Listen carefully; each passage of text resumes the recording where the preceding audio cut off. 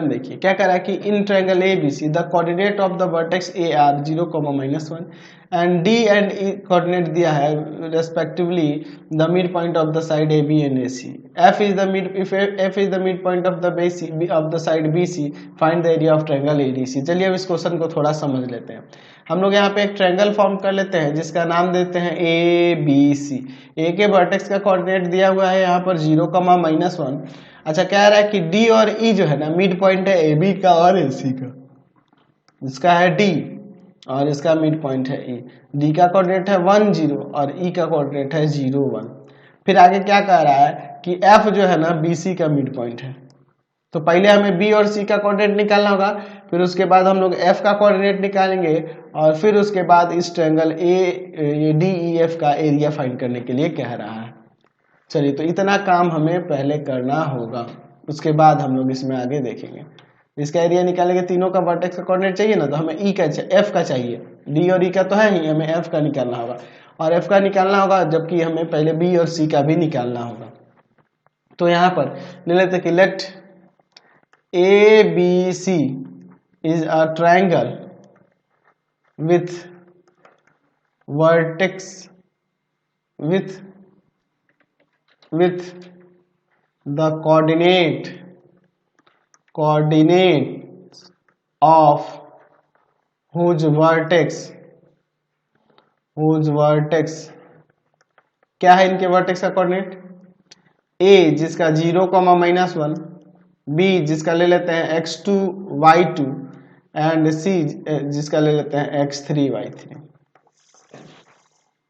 ठीक है, x2 y2 और इसे ले लेते हैं यहाँ पर x3 y3। कोई दिक्कत नहीं है। अब इसके बाद हम लोग देखते हैं, हमारे पास दिया है कि D and E are the mid point of AB and AC respectively.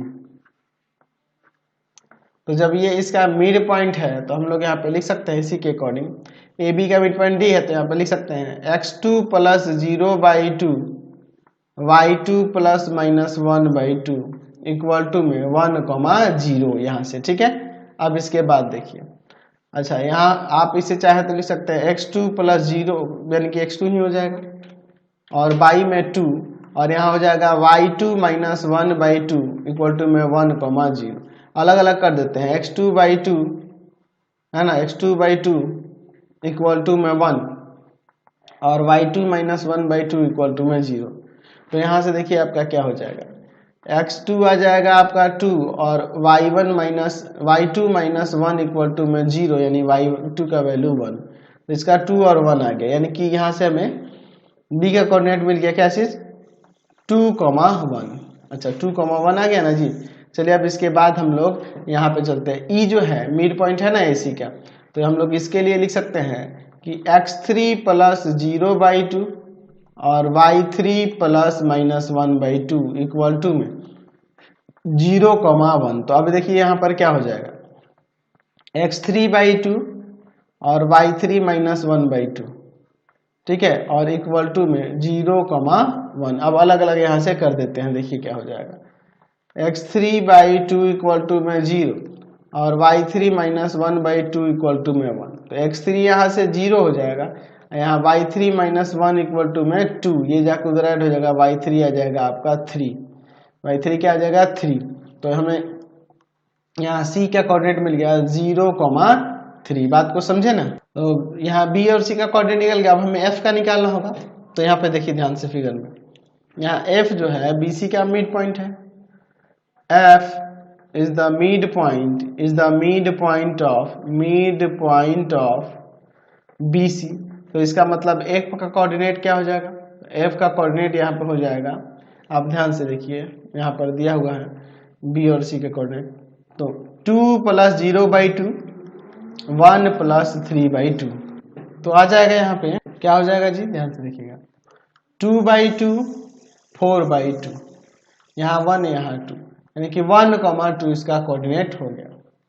अब हमें एरिया ऑफ ट्रायंगल DEF निकालना है, तो आप जानते हैं एरिया ऑफ ट्रायंगल के लिए फॉर्मूला, एरिया ऑफ ट्रायंगल के लिए फॉर्मूला क्या होता है, 1/2 x1 y2 minus y3 plus x2 y3 minus y1 plus x3 into y1 minus y2। तो इसी के अकॉर्डिंग देखो, एक को x1 y1 ले लो, एक को x2 y2 ले लो और एक को x3 y3 समझ लो। तो क्या हो जाएगा area of triangle DEF, DEF का एरिया क्या हो जाएगा, 1/2 x1 के प्लेस पे है 1, y2 माइनस y3 यानी कि 1 माइनस का 2 आ जाएगा plus x2 0, y3 minus y1 यानी 2 माइनस 0, ठीक है, प्लस x3 आपका है 1, y1 माइनस y2 यानी कि 0 माइनस का 1।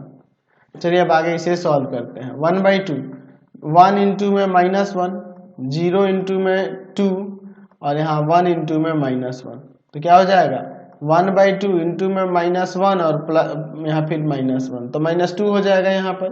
1/2 इंटू -2 यानी आ जाएगा यहाँ पर कट के 1, तो 1 पॉजिटिव ही लेंगे, 1 स्क्वायर यूनिट, क्योंकि हमें एरिया है ना जी, तो पॉजिटिव लेना ही होगा, तो 1 स्क्वायर यूनिट यहाँ से इसका DEF का एरिया आ गया। तो यही आपका आंसर हो जाएगा। आपके बुक में ना आंसर ABC का भी एरिया निकाल दिया, लेकिन आपके क्वेश्चन में कहाँ कह रहा है कि ABC का एरिया निकालिए, नहीं ना कह रहा है, इसलिए मैंने नहीं निकाला है। ठीक है, क्वेश्चन नंबर 8